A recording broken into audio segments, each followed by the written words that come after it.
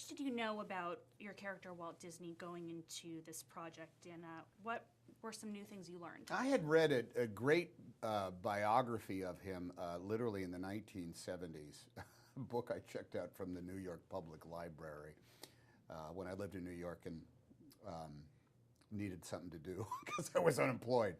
So I had a pretty good knowledge of the history of him in the early days and the struggles that he had financing the earlier part of his career, which is actually really quite fascinating, and oddly enough figured in Saving Mr. Banks in the particular moment where he is throwing up his hands and saying, you know, I know how Pamela Travers feels. They once wanted to take the mouse away from me. I remember that story.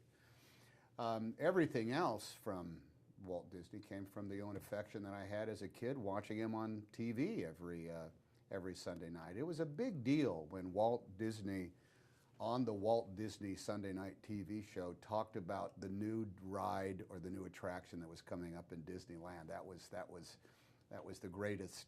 That was the greatest hour of television, because here was describing something that if we were very, very lucky, we might get to go visit one of these days. It was absolutely magical.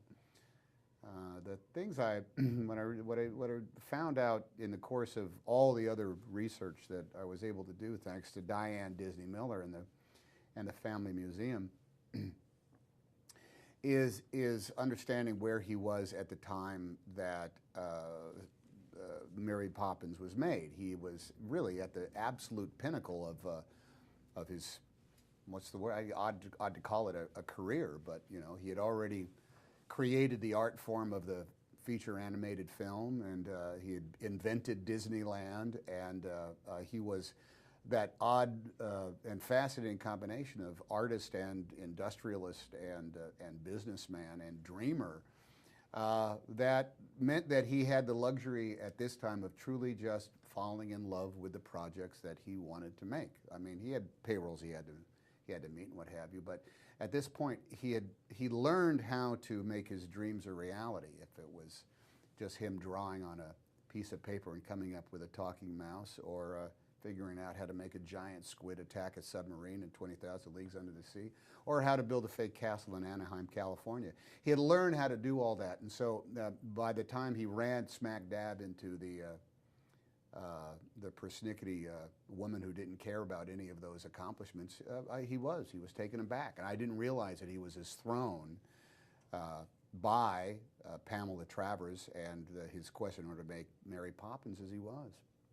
Was there a particular element of Walt Disney's personality that was difficult for you to portray, or one that was really easy for you to portray?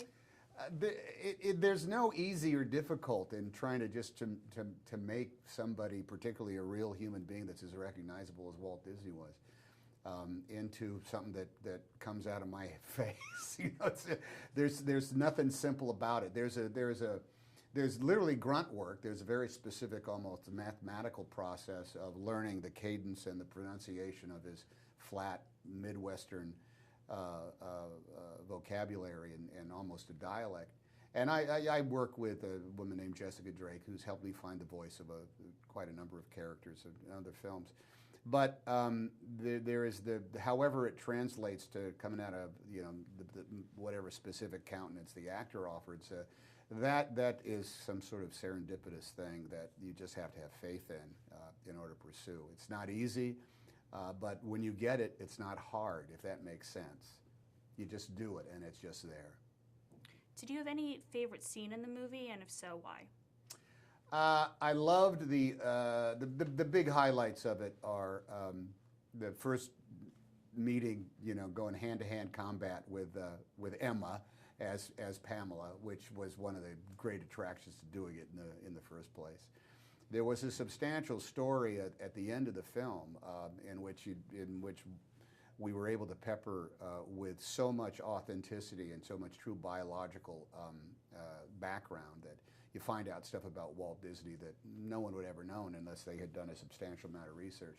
But I have to say my absolute favorite scene to shoot was recreating a moment from Walt Disney's Wide Wonderful World. I got to be Walt Disney talking to Tinkerbell at the beginning of one of those television shows, and that was an absolute dream come true. That was just a blast.